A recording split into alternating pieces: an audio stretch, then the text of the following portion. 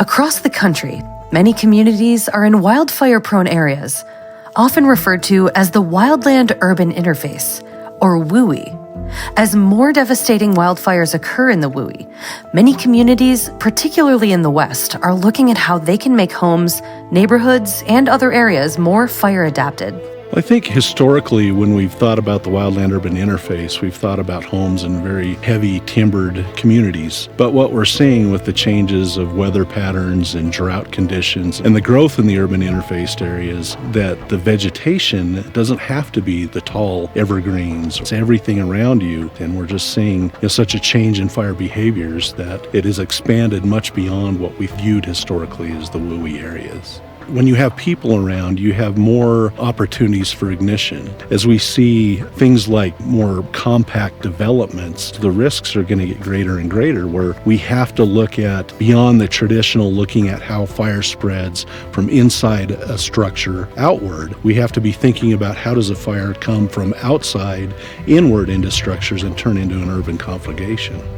It's really important that firefighters are involved in the planning process right at the very beginning. That allows them to provide critical input to help them shape what the community looks like in the sense of responding to fires, and specifically in regards to things like water supply and access and egress. They need places to turn around, pass vehicles, and hills that aren't too steep that they can't climb. It's a common misconception with the public that they have endless amounts of water, but they actually need to connect to a water supply in the community.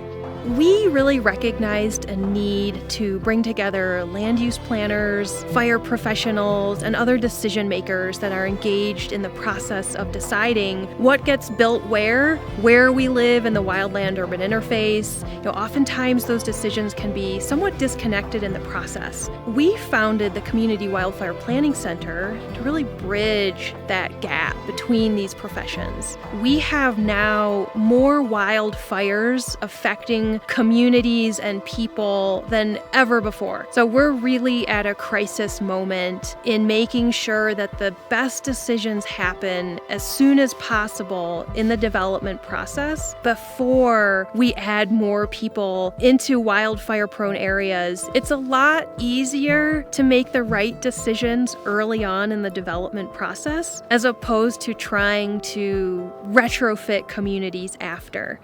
It's really important that when a community is planned, that the wildfire hazard is taken into account, because that will reflect the intensity or the mechanisms that are brought into place that will help support firefighters in their response. We recognize that there's a number of communities that are already in place, and therefore the Community Wildfire Planning Center has developed a few programs to work with existing communities, and one of those programs includes the Real Fire program. The Real Fire program is centered around helping homeowners become educated on their hazards that they're dealing with around their homes, and helping the local fire authorities or local governments engage with those homeowners in changing those hazards.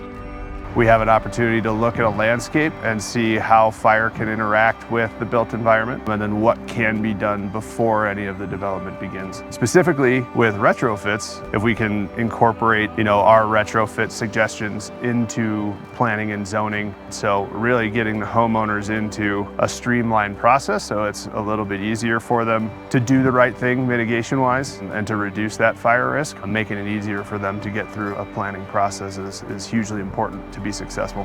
We're doing a lot of work with realtors within the area, and there's a lot of initiatives within the area to bring community members, outdoor recreation enthusiasts, open space, the U.S. Forest Service, and all of those players that really have an impact on the landscape to the table to understand what land use planning can and should do to really moderate fire risk, and then really point at what should have been done a long time ago so we can learn from our mistakes.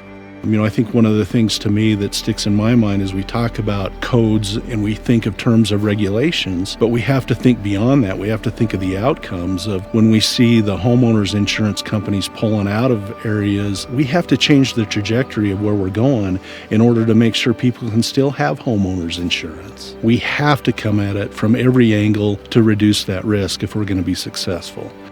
Every community has a different starting point in terms of what kind of regulations may or may not be appropriate, but this is another way where we can really bridge the gap between decisions that might be made at a planning level and what a fire department actually needs to ensure their safety and public safety. So we bring these two discussions together to make sure that development that is being proposed really is appropriate for wildfire-prone areas, and if there are considerations that need to be integrated into that approval process. If we can do our job right, that means we've been able to affect change as early on as possible before communities are put into hazard-prone areas that may encounter issues later.